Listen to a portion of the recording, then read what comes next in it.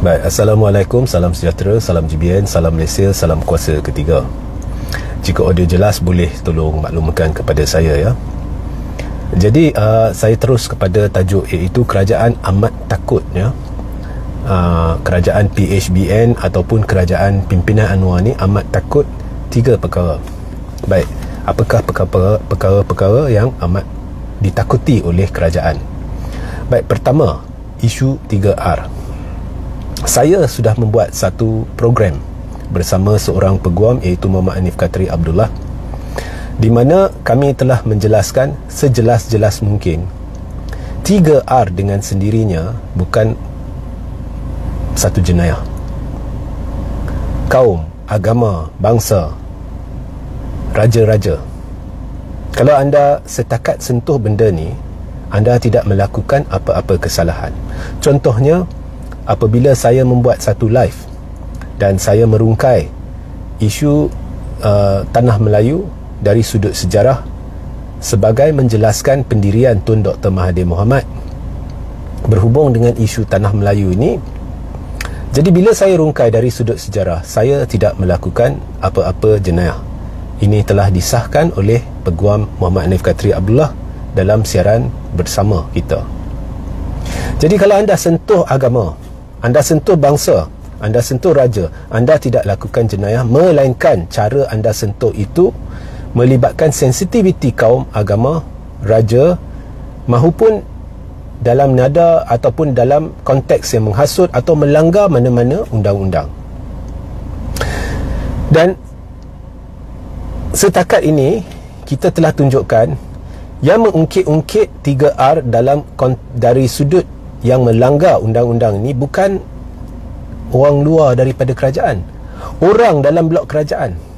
Saya sudah rungkai isu kenyataan yang dibuat oleh Lim Kit Siang berhubung gelombang hijau. Baru-baru ini anak dia, Lim Guan Eng, pun buat satu kenyataan bersifat rasis, anti-Islam, bersempadankan Islamofobia berkait dengan gelombang hijau. Dan dia belum menafikan atau tidak menafikan ada sebut berkaitan dengan penindasan,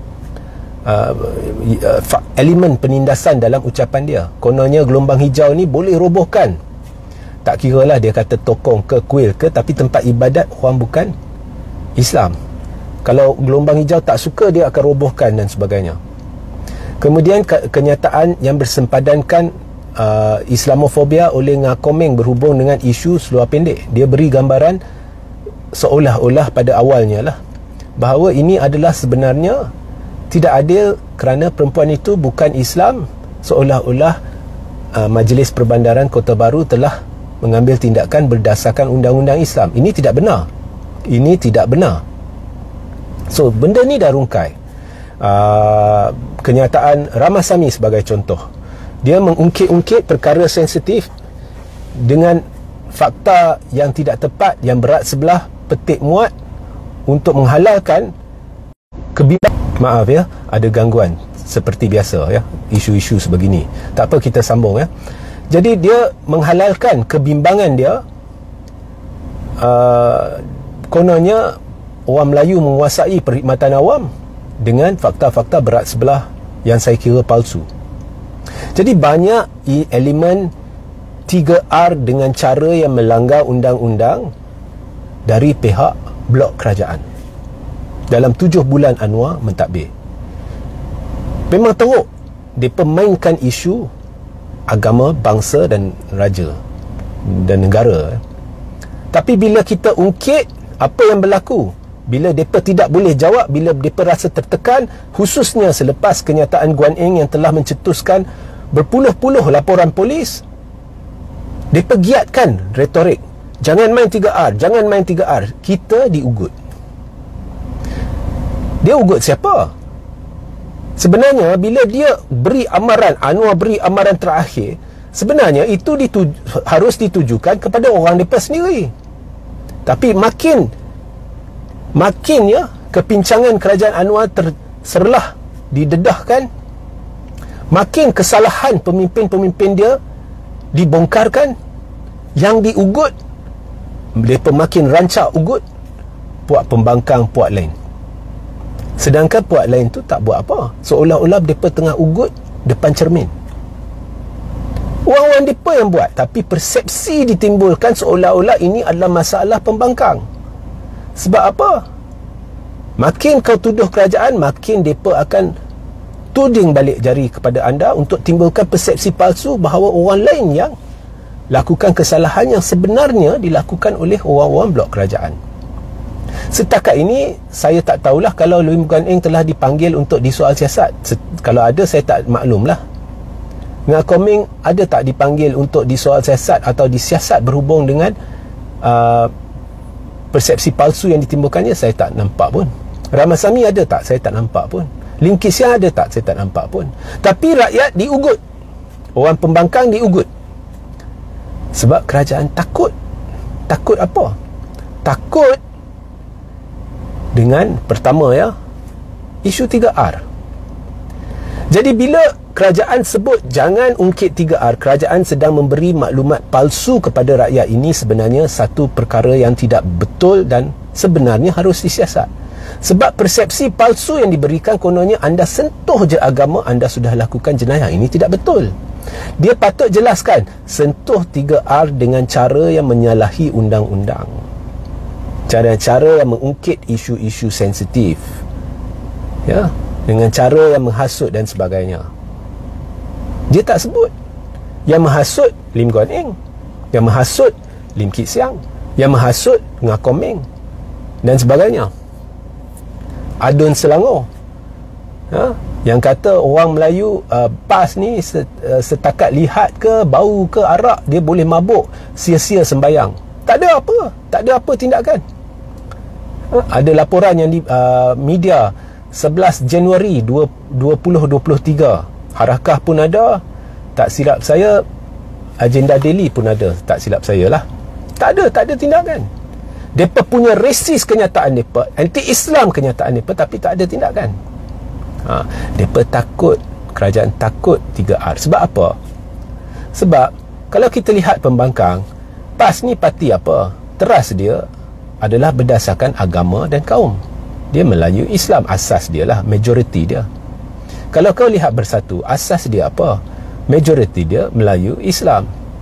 Kalau di pilihan raya tak cerita pasal Melayu atau Islam, nak cerita apa lagi? Mereka takut. Dan ini membawa kita kepada perkara kedua yang ditakuti kerajaan, iaitu gelombang Melayu Islam. Gelombang penolakan terhadap PHBN yang cukup luar biasa, yang mereka dah lihat di Tanjung Karang, pilihan raya kecil Tanjung Karang. Mereka amat takut gelombang ini, so mereka cuba war-warkan naratif palsu. Gelombang ni betul ke wujud? Saya dengan mudahlah saya ceritalah. Kalau mana-mana pemimpin kerajaan tak nampak gelombang ni, dia sama ada tidur tengah koma atau baru bangun dari koma, baru bangun dari tidur. Siapa-siapa yang berfikiran waras boleh lihat, boleh rasa gelombang ini.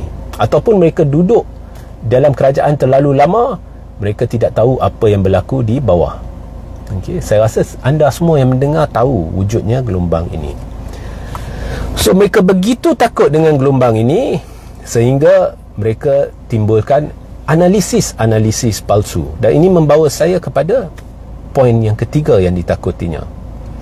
Analisis palsu.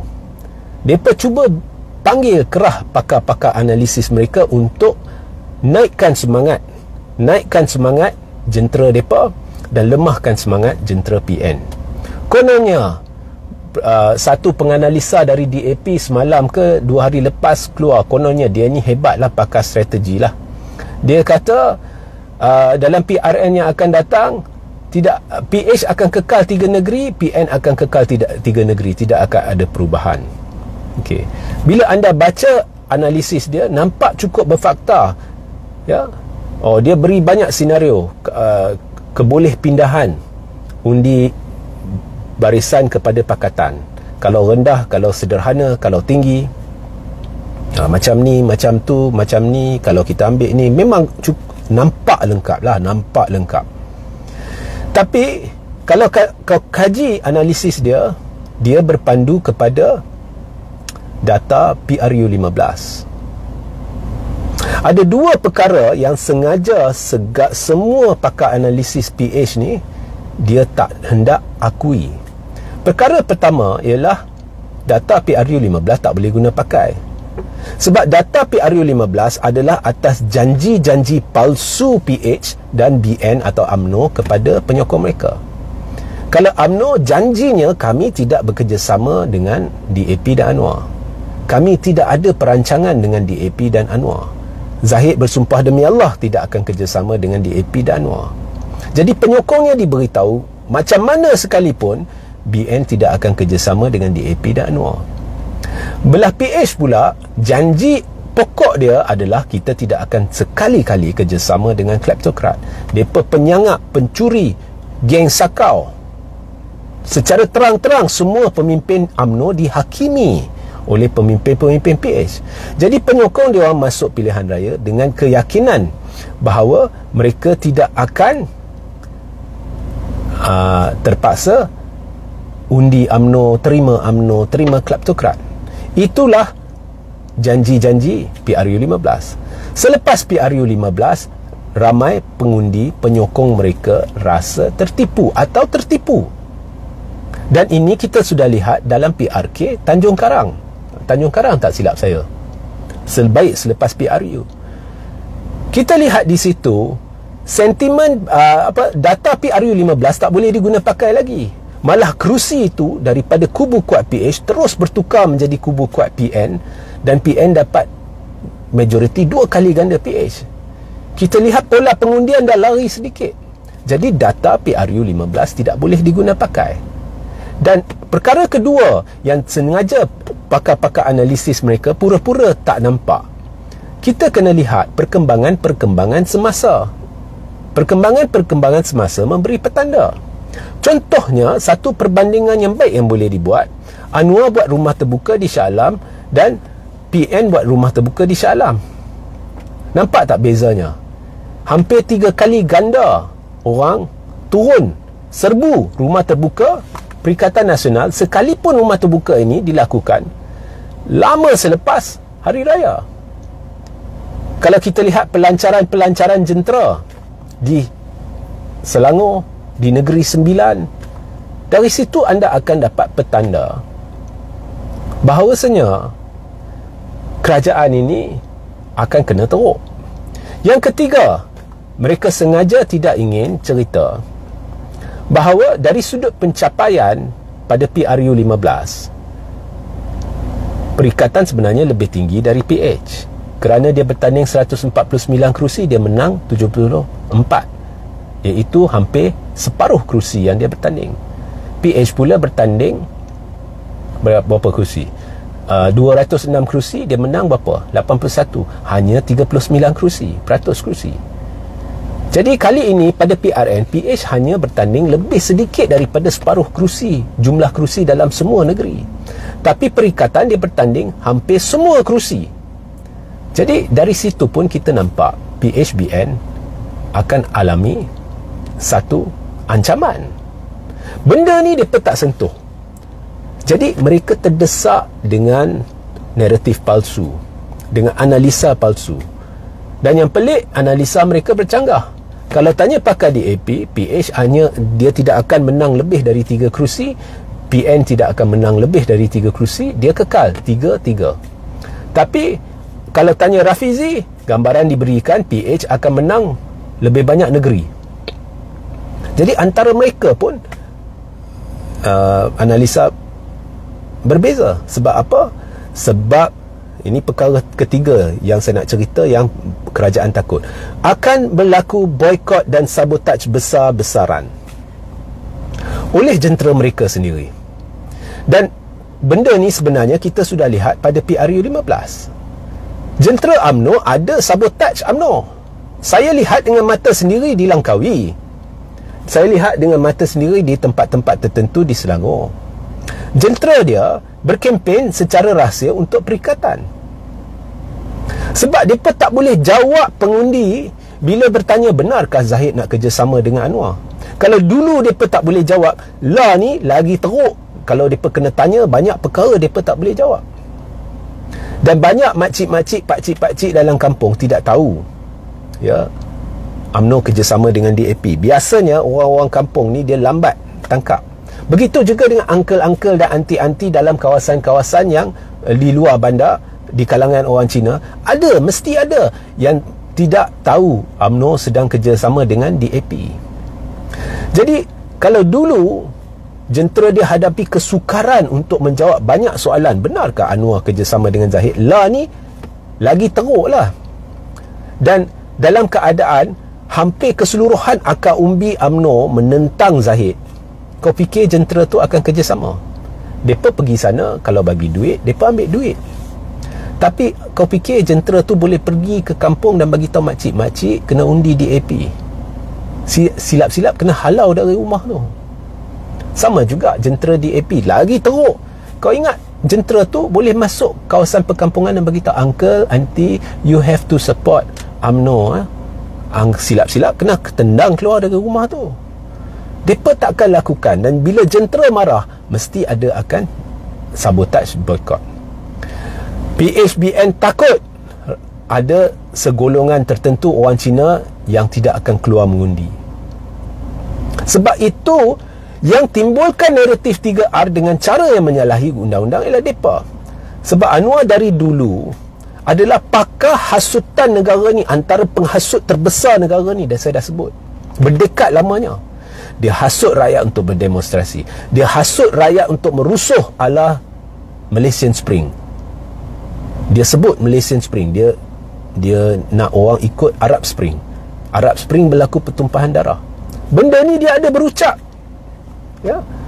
Dia hasut rakyat untuk cuba tumbangkan kerajaan-kerajaan YDPA terdahulu.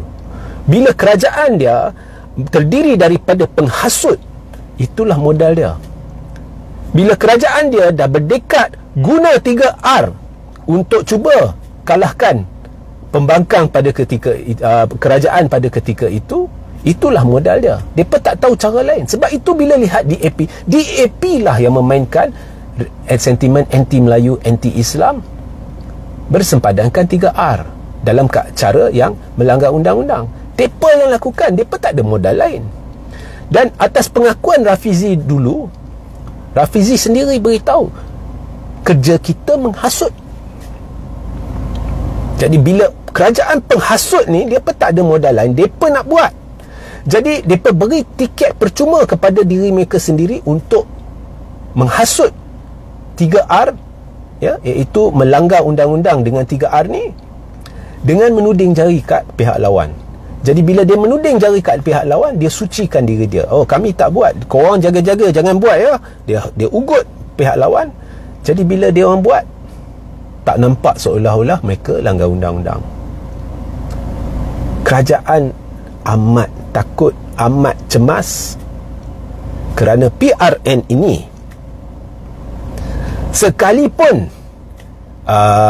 PH kekal 3 negeri, barisan kekal 3 negeri, tetapi jika berlaku penurunan mendadak kerusi BN dan PH, akan berlaku pergelutan dalaman, akan berlaku desakan luar biasa. Sebab sekarang pun majoriti dalam UMNO tak mahu Zahid. Kem Bosku sudah berikrar tidak akan sokong UMNO dalam PRN, ya. Kem Bosku dah tahu kena kencing, penyokong UMNO dah tahu kena kencing. Bila mereka hilang banyak kerusi pada PRN ni, sekalipun jumlah negeri PH dengan PN kekal sama, akan berlaku desakan luar biasa agar Zahid letak jawatan. Akan berlaku desakan luar biasa dari dalam PH mengapa kerjasama dengan UMNO. Akan mula keretakan di dalam gandingan PH dengan BN. Ini belum cerita MP-MP akan tarik sokongan. Itu lagi satu perkara yang mungkin berlaku. MP-MP ramai akan tarik sokongan daripada kerajaan, dan mereka tidak perlu kosongkan kerusi Dewan Rakyat. Ini saya sudah bicarakan dalam live lepas, sudah bicarakan dengan peguam, ya. Kalau MP-MP contohnya dari UMNO ke barisan ke 15 MP tarik sokongan ke, mereka tidak perlu kosongkan kerusi Dewan Rakyat. Tidak ada sebarang kekangan dari sudut undang-undang anti lompat. Ini adalah satu penipuan yang telah diwar-warkan Ya, kononnya jika mereka tarik sokongan perlu secara en blok. Ini saya dah jelaskan berkali-kali. Jadi ini belum cerita MP tarik sokongan dan kerajaan pimpinan Anwar tumbang. Kerajaan pimpinan Anwar ni akan tumbang dengan sendirinya, dan saya tidak jangka Anwar akan bertahan melangkaui bulan September atau Oktober. Sehingga kita berjumpa di lain masa. Assalamualaikum, salam sejahtera, salam GBN, salam Malaysia dan salam kuasa ketiga.